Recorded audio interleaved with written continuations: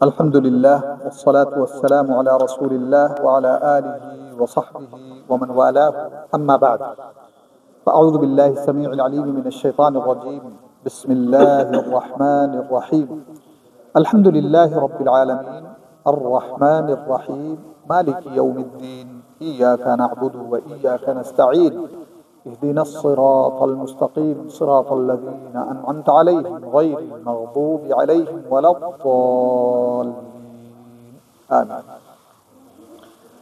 اللہ رب العالمین کی حمد و ثنا اور پیارے نبی خاتم الانبیاء والمرسلین رحمت للعالمین پر انگنت و بے شمار درود و سلام کے بعد اللہ رب العالمین کا بے انتہا احسان، اس کا فضل، اس کا کرم اور اس کی مہربانی ہے کہ اللہ رب العالمین نے ہمیں نماز مغرب کی ادائیگی کے بعد اس مبارک درس میں بیٹھ کر کچھ سننے اور سنانے کا موقع عطا کیا۔ اللہ تعالی ہماری اس مجلس کو خالص بنائے اور ہمارے لیے دنیا اور آخرت دونوں جہان کی سعادت، خوش نصیبی اور نجات کا ذریعہ بنائے، آمین یا رب العالمین۔ سورہ فاتحہ کی تفسیر کے تعلق سے سلسلہ درس چل رہا ہے۔ بڑی عظیم سورت ہے اور اس کے اندر جو معانی ہیں اللہ کی معرفت کے، ایمان کے، عقیدے کے، عبادت کے، اللہ کے نیک اور صالح بندوں کے یا اللہ کے باغیوں کے بندوں کے جو تذکرے ہیں یہ بڑے اہم ہیں اور ان پر ہماری گہری نظر اور ہماری گہری فکر ہونی چاہیے، جس کے نتیجے میں اللہ رب العالمین ہمیں ایک مخلص، موحد اور اپنے پیارے نبی صلی اللہ علیہ وآلہ وسلم کا متبع بنائے گا۔ مالک یوم الدین تک تفسیر کا سلسلہ اختصار کے ساتھ آ چکا ہے، اور مالک یوم الدین یا اللہ کی جو صفات ہیں، رب ہے، مالک ہے اور اسی طرح سے رحمان و رحیم ہے، اس کا تقاضا کیا ہے، اس کے تعلق سے بھی بات آ چکی تھی۔ آج اس آیت کا تذکرہ ہے جو بڑی اہم ہے اور ہماری زندگی کے مقصد کو بیان کرتی ہے، اور جس کے بارے میں غیر تو غیر اسلام کا کلمہ پڑھنے والے بھی اس کے مفہوم اور اس کے تقاضوں سے بہت دور ہیں۔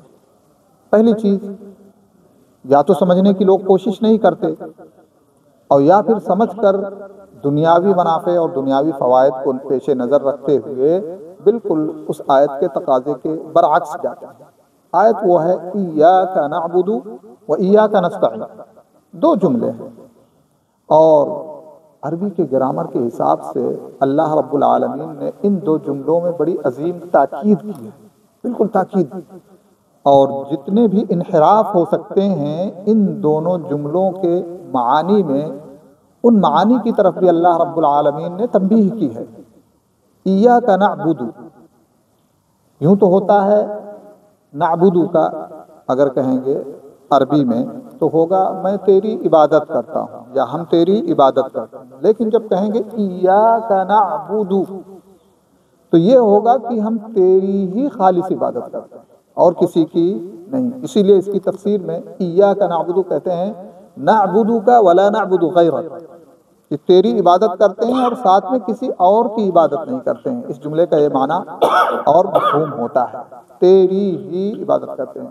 جیسے کوئی کہے کسی سے کہ نحبک، کہ میں آپ سے محبت کرتا ہوں، لیکن جب عربی میں یہ آ جائے ایاک نحبک تو یہ مطلب ہوتا ہے صرف آپ سے محبت کرتا ہوں اور کسی سے محبت نہیں کرتا۔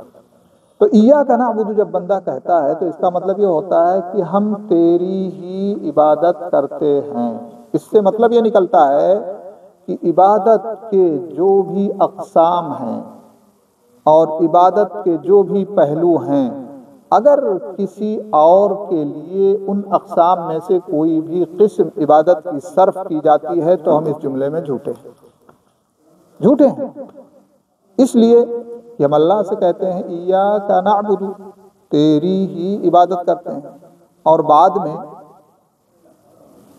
نماز سے اس جملے کی ادائیگی سے جب باہر نکلتے ہیں تو ہمارا قول اور ہمارا عمل اس کے برعکس جاتا ہے، اور پھر ہم عبادت کا جو مفہوم ہوتا ہے اس مفہوم میں ہم غیر اللہ کو بھی شامل کر لیتے ہیں، اور اس طرح سے ہماری عبادت رائیگاں اور برباد ہو جاتی ہے۔ عبادت کیا چیز ہے یہ سمجھنا بہت ضروری ہے۔ کہتے ہیں عبادت وہ تمام اقوال اور افعال، چاہے وہ ظاہر ہوں یا باطن ہوں، جنہیں اللہ اور اس کے رسول پسند کرتے ہوں انہیں عبادت کہا جاتا ہے۔ اقوال، افعال، اعمال جس سے اللہ اور اس کے رسول راضی اور خوش ہوتے ہوں وہ کیا ہیں؟ عبادت ہیں۔ ایک مومن کا دوسرے مومن سے محبت کرنا اللہ کو پسند ہے، تو اس کا مطلب یہ ہے کہ للہ فی اللہ محبت کیا ہے؟ عبادت۔ اسی طرح سے کسی کو اذیت نہ دینا اللہ کو پسند ہے، تو اس لیے اذیت نہ دینا عبادت ہے۔ اس لیے کہ ایک عبادت ہوتی ہے فعلی جس کو کیا جاتا ہے، اور دوسری عبادت ہوتی ہے ترکی جس کو ترک کیا جاتا ہے۔ تو فعل بھی جو اللہ اور رسول راضی ہوتے ہوں کرنا عبادت ہے، اور ترک بھی جو اللہ اور اس کے رسول ناپسند کرتے ہیں جس کو کرنے کو، تو اس کا ترک کرنا جو ہے کیا ہے؟ عبادت ہے۔ مثال کے طور پہ آپ جھوٹ کو لے لیجیے، جھوٹ بولنا کیا ہے؟ گناہ ہے، اللہ اس کے رسول اس سے راضی نہیں ہوتے ہیں، تو چھوڑنا اس کا کیا ہے؟ جھوٹ کا چھوڑنا عبادت ہے، اور جھوٹ کا بولنا کیا ہے؟ گناہ ہے۔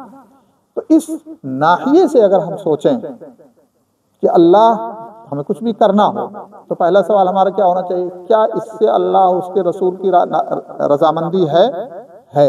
تو وہ عبادت ہے، وہ ہمیں کرنا چاہیے حسب استطاعت۔ کیا اس چیز کے ترک کرنے سے اللہ اور اس کے رسول راضی ہوتے ہیں؟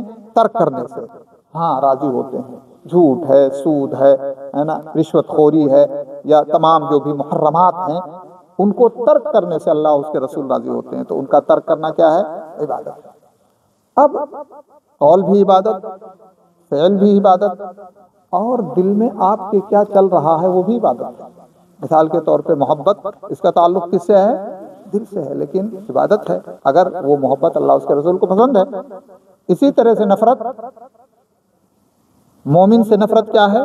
گناہ ہے، تو مومن سے محبت عبادت ہے، لیکن کافر سے نفرت ثواب ہے، تو اس لیے کافر سے نفرت۔ لیکن یہاں کسی کافر یا کسی باغی سے نفرت کا مطلب یہ نہیں ہوتا ہے کہ ہم اس کو تلوار سے ماریں۔ نفرت اور چیز ہے، اور شرعی تقاضے کے تحت اس کے ساتھ تعامل کرنا یہ الگ چیز ہے۔ تو اس لیے ہر نفرت کا تقاضا نہیں ہوتا ہے کہ مار پیٹ یا لاٹھی یا گالی گلوچ ہو، یہ ہمیں فرق جاننا چاہیے۔ عبادت کے لیے ہم پیدا کیے گئے، ہماری پیدائش کا مقصد کیا ہے؟ عبادت۔ اور دنیا کی پیدائش کا مقصد کیا ہے؟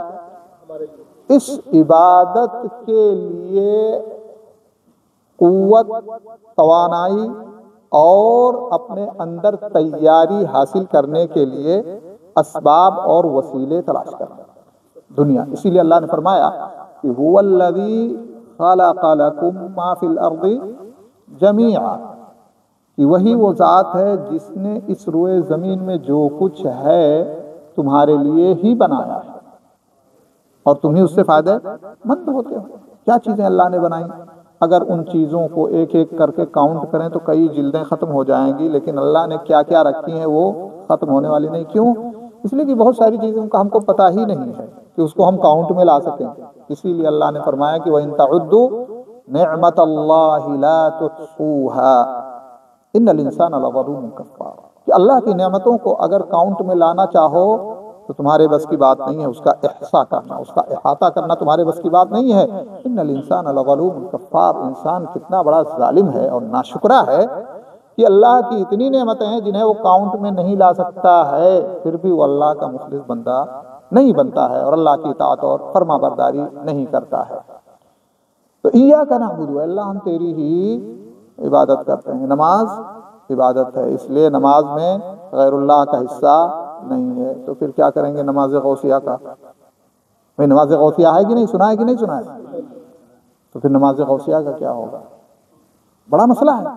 نماز تک کو غیر اللہ کے لیے کر دیں۔ اور اسی طرح سے نظر و نیاز عبادت ہے، اس لیے غیر اللہ کی نظر و نیاز نہیں مانی جا سکتی۔ محرم میں کتنی نظریں مانی جاتی ہیں غیر اللہ کی، اور جو اصل ہیں، بدعات میں تو اصل ہیں، لیکن جو دعویٰ کرتے ہیں مسلمان ہونے کا، سنی ہونے کا، وہ ان سے آگے بڑھے ہوئے ہیں بدعات میں، خرافات میں۔ تو نظر و نیاز جائز نہیں۔ فصلی لربک وانحر، نماز بھی اللہ کے لیے اور قربانی بھی اللہ کے لیے ہی ہو سکتی ہے، اللہ کی رضا کے لیے ہی ہو سکتی ہے۔ تو اللہ نے فرمایا کہ ایاک نعبد، بندہ کیا کہتا ہے؟ ہم تیری ہی عبادت کرتے ہیں۔ اس لیے عبادت کی کوئی بھی قسم غیر اللہ کے لیے پیش کرنا کیا ہوگا؟ شرک اور حرام ہو جائے گا۔ محبت جیسی اللہ سے ہمیں کرنی چاہیے ویسی کسی سے نہیں کر سکتے، اور اگر ویسی محبت ہم کرتے ہیں تو پھر کیا ہوگا؟ اللہ نے فرمایا من الناس من يتخذ من دون اللہ اندادا يحبونهم كحب اللہ، وہ لوگ جو غیر اللہ کو پکارتے ہیں، غیر اللہ کو اپنا حاجت روا مشکل کشا بناتے ہیں، وہ ان سے ایسی ہی محبت کرتے ہیں جیسے اللہ سے۔ تو یہ شرک محبت ہو گیا، محبت میں شرک ہو گیا۔ لیکن اہل ایمان کیا ہے؟ اہل ایمان کی خالص محبت ہے، اس لیے ان غیر اللہ کی محبت کو شریک کرنے والوں سے اہل ایمان کی محبت زیادہ قوی اور زیادہ سخت ہے، زیادہ مضبوط ہے۔ والذین آمنوا اشد حبا للہ، لیکن یہ جو غیر اللہ ہیں اپنے اولیاء کو اور جن کو بھی وہ اپنا حاجت روا مشکل کشا سمجھتے ہیں ان سے محبت کرتے ہیں، وہ جیسے اللہ سے محبت کرتے ہیں، لیکن اہل ایمان صرف کس سے محبت کرتے ہیں؟ صرف اللہ سے محبت کرتے ہیں۔ لیکن یہ اگر ان کے سامنے کسی طرح کا کوئی خطرہ اس طرح سے آ جائے کہ جس میں یہ تقاضا ہو کہ وہ اپنے ان اولیاء کی محبت میں ڈاواں ڈول ہو جائیں تو ہو جائیں گے، بلکہ بسا اوقات ایسا بھی ہوگا کہ وہ انکار ہی کر دیں گے کہ ہم ان کو نہیں مانتے۔ اگر کسی کے جان کا خطرہ ہو گیا کہ اگر تم انہیں اولیاء اللہ فرض کر لیا جائے، کوئی سچویشن ایسی آ جائے کہیں کہ صاحب اگر ان کو تم ولی اللہ مانتے ہو تو سمجھ لو تمہاری گردن اڑا دیں گے، تو کہیں گے نہیں ہم کچھ نہیں مانتے۔ ایک واقعہ میں آپ کو بتاؤں، مسجد نبوی میں ہمارے دوست ہیں، ساتھی ہیں، ان کا اپنے ساتھ واقعہ جو پیش آیا وہ بتا رہے تھے۔ کہنے لگے کہ جو ہے میں بیٹھا ہوں مسجد نبوی میں، جو جامعہ اسلامیہ مدینہ منورہ میں پڑھتے ہیں بچے، تو لوگوں کو توحید سمجھانے کے لیے، لوگوں کو دین بتانے کے لیے، لوگوں کو بدعت اور شرک خرافات کیا ہیں یہ مسائل سمجھانے کے لیے باقاعدہ جامعہ اسلامیہ سے گورنمنٹ چوائس کرتی ہے اچھے بچوں کو، جو مسجد نبوی میں، بقیع میں اور اسی طرح سے احد میں، مختلف جگہوں میں وہ ان کی ڈیوٹیاں لگتی ہیں۔ تو ان کی ڈیوٹی مسجد نبوی میں اندر لگی ہوئی تھی۔ تو کہتے ہیں کہ میں کیا دیکھ رہا ہوں کہ ایک صاحب پگڑی، عمامہ، تسبیح والا بیٹھتا ہے اور روزانہ اس کے ارد گرد لوگ بیٹھتے ہیں اور وہ زمزم کا پانی گلاس میں نکلواتا ہے، پھر پیتا ہے، پھر دیتا ہے، سب اس کو پیتے ہیں۔ اور اس کی حرکت ایک یہ تھی کہ جب اذان ہو جاتی تو وہ سب کو کھڑا کر کے جماعت کرا دیتا اور بعد میں ان کے ساتھ بھی پڑھ لیتا وہ تقیہ کے طور پہ، لیکن اصلی نماز پہلے وہ پڑھا دیتا تھا۔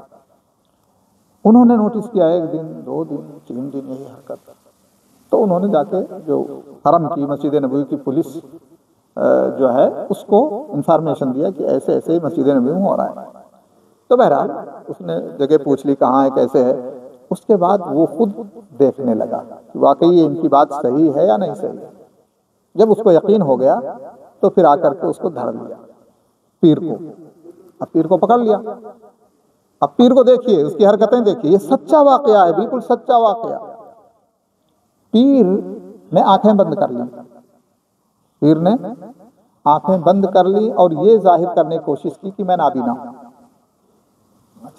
اب وہ بالکل باندھے پکا پیر لے گئے، بٹھایا، بہت دیر تک سمجھایا، نہ مانے۔ اچھا اب اس کے بعد جو پکے مرید تھے وہ بھی گئے ساتھ میں۔ جو پکے مرید ہوتے ہیں وہ کہتے ہیں کچھ بھی ہو جائے پیر کے ساتھ جان بھی دے دیں گے، مشکل نہیں ہے۔ گئے، پھر وہ پولیس والے نے ان سے کہا اس کو بتاؤ کہ مکاری نہ کرے، اگر یہ ڈرامہ کرتا ہے تو ابھی ہم اس کو بند کر دیں گے، اور چاروں طرف سے کیمرے لگے ہوئے ہیں، یہ کب تک آنکھیں بند رکھے گا؟ راز تو اس کا کھلنا ہی کھلنا ہے۔ ابھی اگر آنکھ کھول دیتا ہو سکتا ہے بچ جائے، لیکن بعد میں جب پکڑا جائے گا تو اس کی کارروائی بڑی ہوگی. کھول دی آنکھ اس نے، کھول دی. اس کے بعد ان پولیس والوں نے اس سے پوچھا کہ یہ کون لوگ ہیں؟ کون لوگ؟ مرید. کہتا میں نہیں پہچانتا. مسجد نبوی میں انکار کر دیا، میں نہیں پہچانتا ان کو. یہ دنیا کا معاملہ ہے پیر کا، کہ پیر نے مرید سے دامن جھاڑ لیا، اور اس کو اللہ نے قرآن میں بیان کیا، اذ تبرأ الذین اتبعوا من الذین اتبعوا، کہ جب پیر اپنے مریدوں سے دامن جھاڑ لیں گے. اتبعوا یعنی جن کی پیروی کی گئی وہ پیر ہی ہیں. من الذین اتبعوا جنہوں نے ان کی پیروی کی، ان کے پیچھے لگے.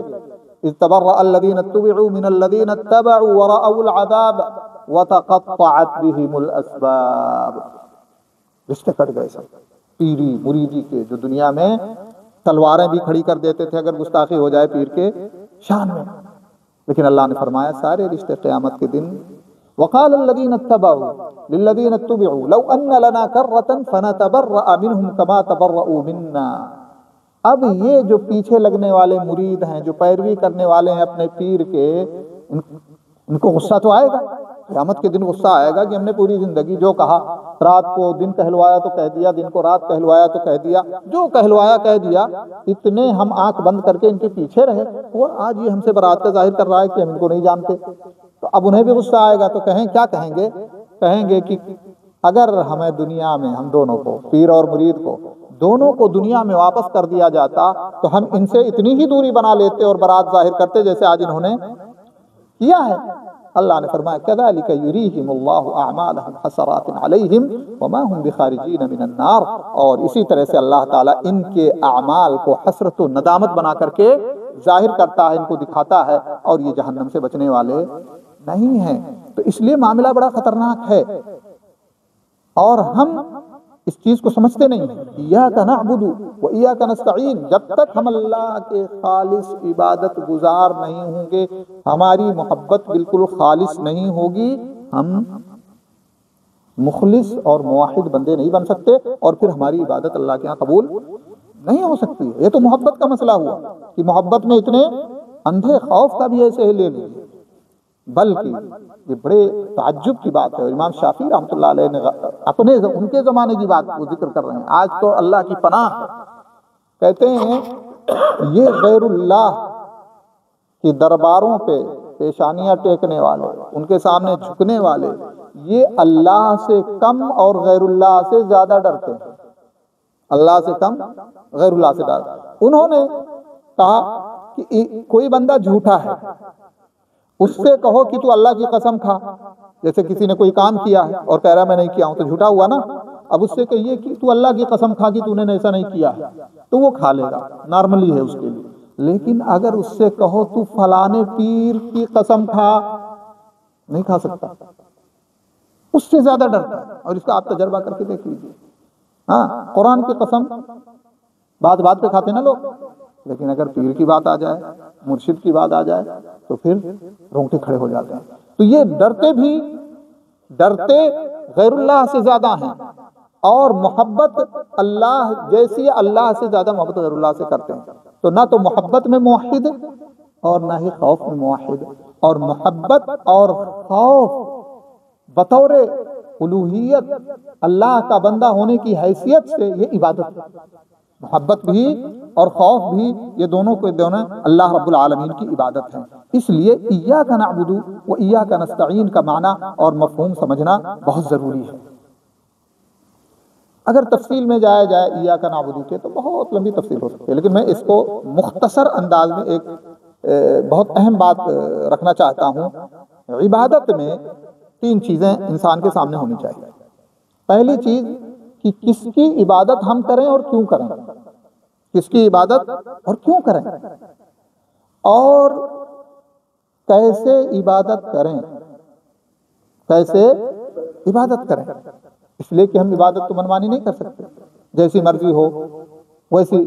تو کس کی عبادت کریں اور کیوں کریں اور کیسے کریں. ان سوالوں کا حل اگر آپ نے قرآن و سنت کی روشنی میں تلاش کیا تو آپ عبادت کا حق ادا کر سکتے ہیں. کس کی عبادت کریں؟ اللہ کی. کیوں؟ اللہ کا حکم ہے. کیوں اللہ کا حکم ہے؟ کیوں حق رکھتا ہے؟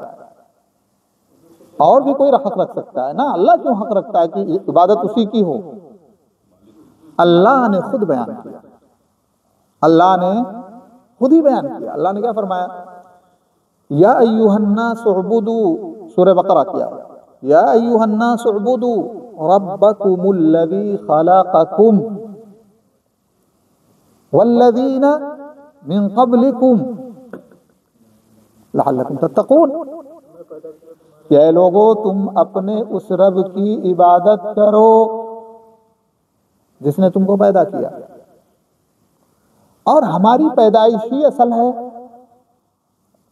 جس نے ہمیں عدم سے وجود بخشا، جس نے ہمیں دو اپنے بندے اور بندیوں کے مخلوط اور مکس نطفے سے انسان کی شکل میں لڑکا یا لڑکی بنایا، جسے اللہ نے سورہ انسان کے اندر ذکر کیا ہے، سورۃ الدہر کے اندر، کہ هل اتى على الانسان حين من الدهر لم يكن شيئا مذكورا، انسان کے اوپر ایک وقت ایسا آیا ہے کہ کوئی قابل ذکر چیز نہیں تھا۔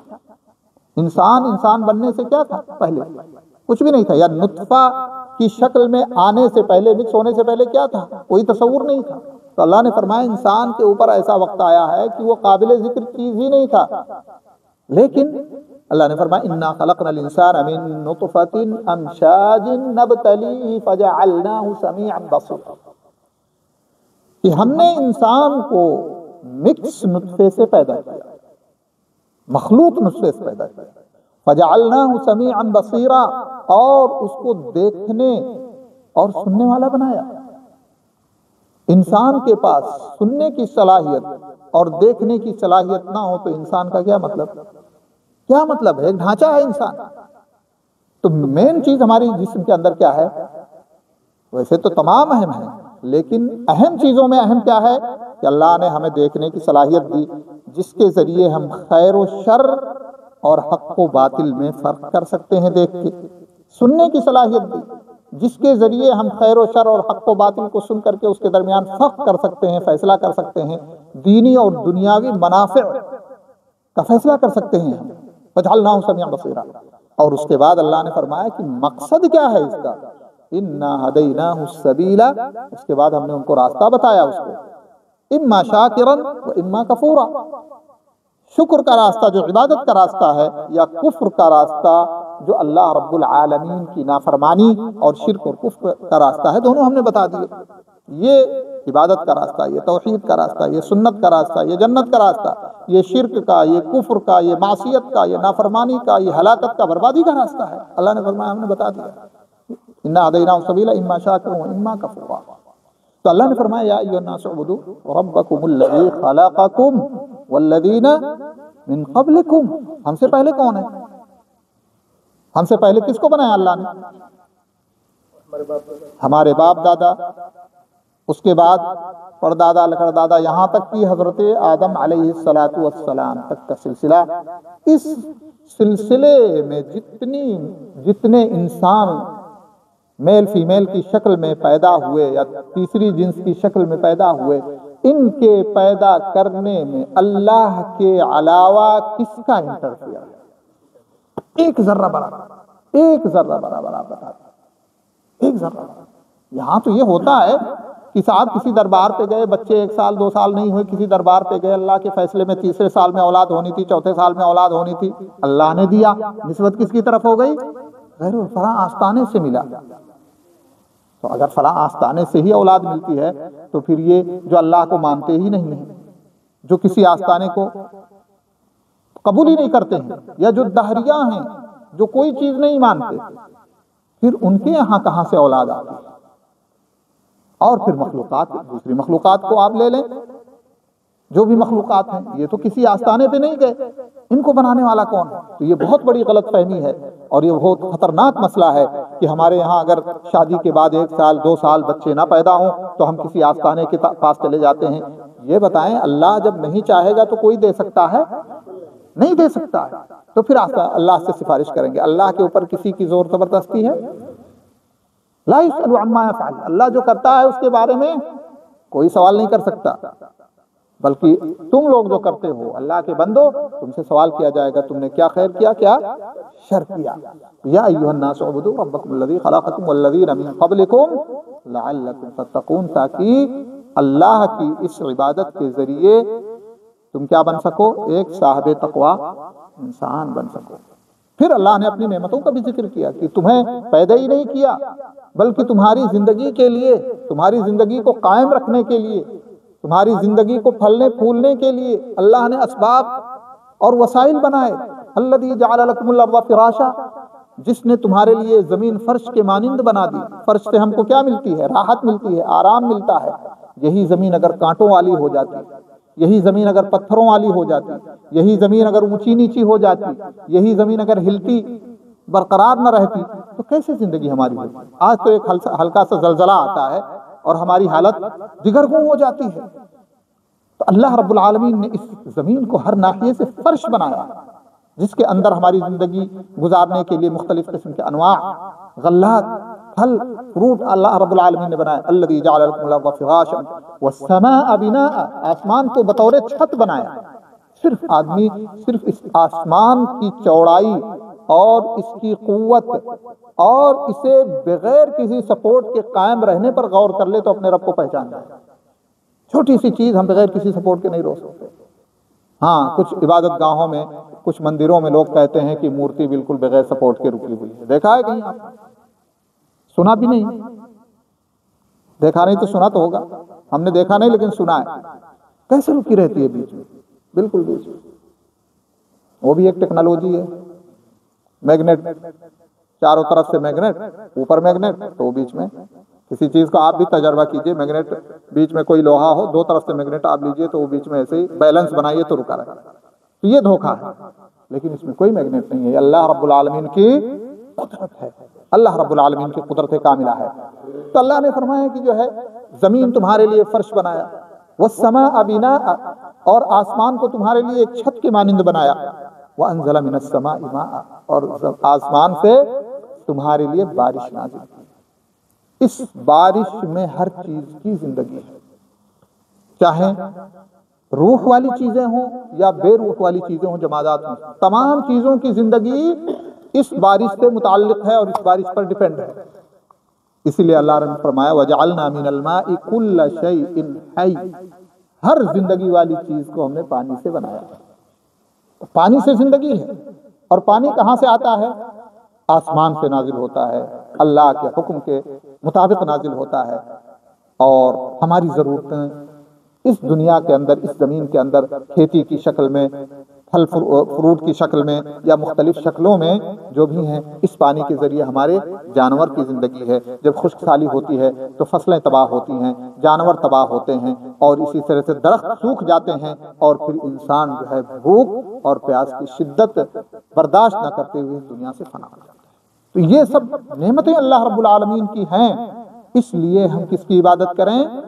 صرف اللہ رب العالمین کی عبادت کریں، اور اس کی عبادت میں کسی کو شریک اور ساجی نہ کریں، کہ ان تمام چیزوں میں جو ہماری بنیادی چیزیں ہیں، ان تمام چیزوں میں کسی کا کوئی انٹرفیئر نہیں ہے، اور اگر کسی چیز کو کسی نے کسی شکل میں کنورٹ کر کے بنایا ہے تو اس کا اصل مادہ اللہ کا بنایا ہوا انسان کا نہیں۔ یہ عقل دی ہے انسان نے، اس لیے یہ اس شکل میں لکڑی ٹرانسفر کر دی گئی۔ عقل دی ہے انسان نے تو اس کرسی کو بنا لیا ہے، لیکن اس کرسی میں جو اصل مادہ استعمال ہوا ہے وہ انسان کا بنایا ہوا نہیں ہے، وہ ہمارے رب کا بنایا ہوا ہے۔ اس لیے اگر آپ سوچیں گے تو دنیا میں کوئی چیز انسان نے نہیں بنائی ہے، دنیا میں کوئی چیز انسان نے نہیں بنائی ہے، بلکہ اصل میں ہمارے رب نے بنائی ہے، اس لیے کہ وہ انسان ہمارے رب کی بنائی ہوئی چیز کو استعمال کرتا ہے، اور یہ انسان اللہ کا بنایا ہوا ہے۔ یہ عقل اللہ کی دی ہوئی ہے، یہ سوچ، یہ تھنکنگ سب اللہ کی دی ہوئی ہے، اور یہ اللہ کی رحمت ہے۔ ورنہ اسی انسانی شکل میں بہت سارے ایسے لوگ آپ کو ملیں گے جو عقل سے محروم ہیں، آنکھ سے محروم ہیں، قوت سماع سے محروم ہیں، قوت گویائی سے محروم ہیں، اور اس دنیا میں وہ اپنے حساب کی زندگی گزار رہے ہیں۔ تو اللہ کی رحمتیں بے شمار ہیں، اس لیے ہمیں صرف اللہ کی نعمت، اللہ کی ہی عبادت کرنی چاہیے، کسی اور کو شریک اور ساجی نہیں کرنا چاہیے۔ یہ ہے کس کی عبادت کریں اور کیوں کریں۔ اور بہت ساری چیزیں اگر آپ کاؤنٹ کرنا چاہیں، جیسا کہ میں نے آج سنا ہے، تو آپ کاؤنٹ نہیں کر سکتے، یہ تو بطور مثال ہیں چیزیں۔ کیسے عبادت کریں، کس طرح سے عبادت کریں؟ اپنی مرضی سے جیسا کہ لوگ کر رہے ہیں؟ نہیں، اس عبادت کو بتانے کے لیے، اس عبادت کو سکھلانے کے لیے اللہ رب العالمین نے اسپیشل طور پہ خاتم النبیین کو مبعوث فرمایا، اس عبادت کو بتانے کے لیے، سمجھانے کے لیے، تاکہ ہم اللہ کی عبادت اس طرح سے کریں جس طرح سے اللہ نے اپنے نبی کو حکم دیا اور اللہ کے نبی نے عبادت کی، اور اپنی امت کو ایک ایک حرکت اور ایک ایک لفظ سکھایا کہ ایسے پڑھنا ہے، ایسے کرنا ہے، اس وقت پڑھنا ہے، اس وقت کرنا ہے۔ سارا طریقہ عبادت کا اللہ کے نبی صلی اللہ علیہ وآلہ وسلم نے، اور جو ام العبادات، جانتے ہیں ام العبادت، مین عبادتوں میں مین اور اصل عبادت کیا ہے؟ نماز۔ اس نماز کے بارے میں اللہ کے نبی صلی اللہ علیہ وسلم کو جبریل امین نے پریکٹیکل طریقے سے پڑھایا اور بتایا کہ یہ ہے آپ کی امت کی نماز اور یہ اوقات ہیں اس کے، اور پھر نبی اکرم صلی اللہ علیہ وآلہ وسلم نے خود پریکٹیکل طریقے سے بتایا اپنی امت کو، اپنے صحابہ کو، اور پھر فرمایا صلو کما رأیتمونی صلی، نماز ایسی پڑھو جیسی تم نے مجھے دیکھی ہے پڑھتے ہوئے۔ تو یہ نماز جو ہے لال پیلی کتابوں میں نہیں ملے گی، کہاں ملے گی؟ حدیث میں۔ صحیح بخاری آپ پڑھیے، صحیح مسلم پڑھیے، اور حدیث کو ڈائریکٹ اس کے ترجمے کو دیکھیے، اس لیے کہ ترجمہ کرنے کے بعد میں نوٹ چڑھا دیتے ہیں لوگ اپنے مذہب کے حساب سے، اپنے عقیدے کے حساب سے، یعنی قرآن اور حدیث کو بھی مذہب کا رنگ چڑھانے کی کوشش کرتے ہیں۔ میں ایک واقعہ بیان کر کے آپ ختم کر دوں درس کو۔ ہمارے ایک دوست تھے، مدینہ سے فارغ تھے، بنگلہ دیش کے تھے، اور ان کو ان کے ایک شاگرد نے ایک صحیح بخاری کے ترجمے کا ایک نسخہ لا کر کے دیا۔ وہ آیا تھا ان کے پاس تھوڑا سمجھنے کے لیے، سمجھانے کے لیے۔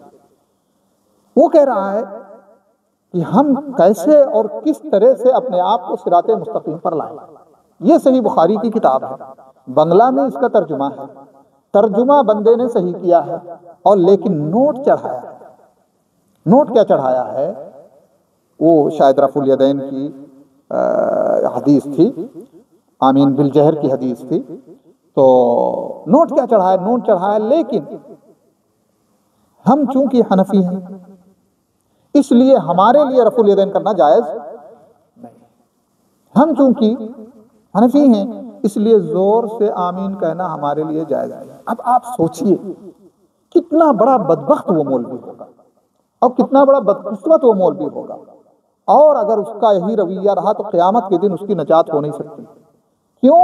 اس لیے کہ جو انسان نبی اکرم صلی اللہ علیہ وسلم کے فرمان پر نوٹ چڑھائے، نبی اکرم صلی اللہ علیہ وآلہ وسلم کے فرمان پر کمنٹ کرے، وہ مومن نہیں ہو سکتا ہے۔ وہ لا الہ الا اللہ محمد رسول اللہ پڑھتا تو ہے لیکن جھوٹا ہے۔ محمد رسول اللہ کا مطلب کیا ہے؟ آپ نے رسول مانا ہے کس لیے؟ یہ کہنے کے لیے کہ ہم حنفی ہیں؟ پھر آپ لا الہ الا اللہ محمد رسول اللہ نہ پڑھیے، پھر آپ لا الہ الا اللہ اور امام ابو حنیفہ رسول اللہ پھر پڑھیے، اس لیے کہ آپ تو کمنٹ چڑھا رہے ہیں۔ اور یہ ایک مثال ہے۔ ابھی حال ہی میں ایک بہت بڑے عالم سعودی عربیہ کے انتقال فرما گئے، اللہ تعالیٰ ان کو غریق رحمت فرمائے۔ بہت زبردست عالم تھے، اور خاص طور سے عرب میں جو شرک اور بدعات کے رسیاں ہیں ان کے حلق کا کانٹا تھے وہ، بہت ایک دم بالکل اللہ ان کی مغفرت فرمائے۔ انہوں نے ایک کتاب لکھی تھی تحریف النصوص۔ تحریف النصوص کا مطلب یہ ہے کہ قرآن اور حدیث کے نصوص اور ان کے دلائل کو مذہب کے حساب سے کیسے بنائیں۔ یہ باقاعدہ لوگوں نے کیا ہے کہ قرآن اور حدیث کو، لیکن ہماری ذمہ داری کیا ہے؟ کیا ہم یہ کہہ کے اللہ کے ہاں نجات پا جائیں گے کہ اے اللہ ہم کیا کریں، ہمیں انہوں نے گمراہ کیا، ہم کیا کریں، ہمیں انہوں نے گمراہ کیا؟ قیامت کے دن تو اللہ تعالیٰ کہے گا وہ لوگ کہاں ہیں جنہوں نے امت کے لوگوں کو گمراہ کیا؟ تو کہیں گے قالوا ضلوا عنا، سامنے نظر نہیں آ رہے، بل لم نکن ندعو من قبل شیئا، لیکن یہ ہے کہ ہم اللہ کے علاوہ کسی کو اپنی حجتیں پیش کریں گے۔ لیکن یہ ہے کہ ہماری ذمہ داری یہ ہے کہ جیسے دنیا کے بارے میں ہم اپنی ذمہ داری پر اصلی چیز تلاشتے ہیں، اسی طرح سے ہمیں اپنا اصلی ایمان، اصلی عقیدہ، اصلی عمل، اصلی عبادت سیکھنا اور جاننا چاہیے۔ قرآن ہمارے درمیان موجود ہے، مختلف زبانوں میں موجود ہے، احادیث کا ترجمہ ہمارے درمیان موجود ہے۔ ہم ڈائریکٹ حدیث کو پڑھیں، اس کے ترجمے کو پڑھیں، اور اس کا مفہوم بالکل واضح اور بالکل کلیئر ہے، اس میں کسی اجتہاد کی ضرورت نہیں ہے۔ جب ہم دلائل کی روشنی میں اپنے تمام اقوال و افعال اور اپنی تمام حرکات کو ویریفائی کریں گے، تب وہ جا کر کے اللہ رب العالمین کے ہاں قابل قبول ہوگا، ورنہ اللہ کے ہاں قابل قبول نہیں ہوگا۔ اللہ نے فرمایا وَمَا آتَاكُمُ الرَّسُولُ فَخُذُوهُ وَمَا نَهَاكُمْ عَنْهُ فَانْتَهُوا وَاتَّقُوا اللَّهَ إِنَّ اللَّهَ شَدِيدُ الْعِقَابِ، کہ جو رسول سے تمہیں حاصل ہو اس کو تو لے لو، اور جس چیز سے رسول منع کر دیں اس سے رک جاؤ، اور اللہ سے ڈرو، اس لیے کہ اللہ تعالیٰ سخت عذاب والا ہے۔ کیوں اللہ نے کہا کہ رسول جو دیں اسے لے لو، جس سے منع کریں اس سے رک جاؤ، اور اللہ سے ڈرو، اللہ عذاب والا ہے؟ اس لیے کہ رسول کی مخالفت دراصل ہم کو عذاب کی طرف لے کے جائے گی، رسول کی مخالفت دراصل ہم کو گمراہی کی طرف لے کے جائے گی۔ اس لیے ہمیں اگر نبی اکرم صلی اللہ علیہ وسلم کا طریقہ سیکھنا ہے تو اللہ کے نبی بتا گئے ہیں کہ ہم نے تمہارے درمیان دو چیزیں چھوڑی ہیں، قرآن اور حدیث رسول۔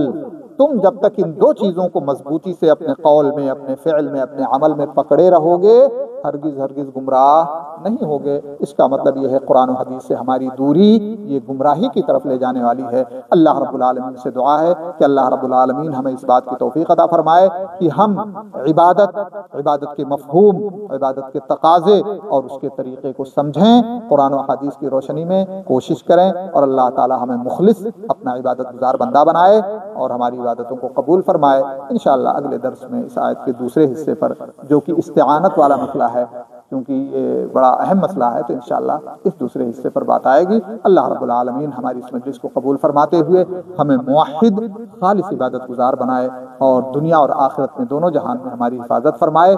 ہر قسم کے مشاکل، آفات اور ہر قسم کے آزمائشوں سے اللہ رب العالمین ہمیں دور رکھے، اور ہمیں اپنے مخلص بندوں میں شامل فرماتے ہوئے نبیوں، صدیقین، شہداء، صالحین کے ساتھ ہمارا حشر و نشر فرمائے۔ آمین۔ وآخر دعوانا الحمدللہ رب العالمین، وصلی اللہ علی نبینا محمد وعلی آلہ وصحبہ۔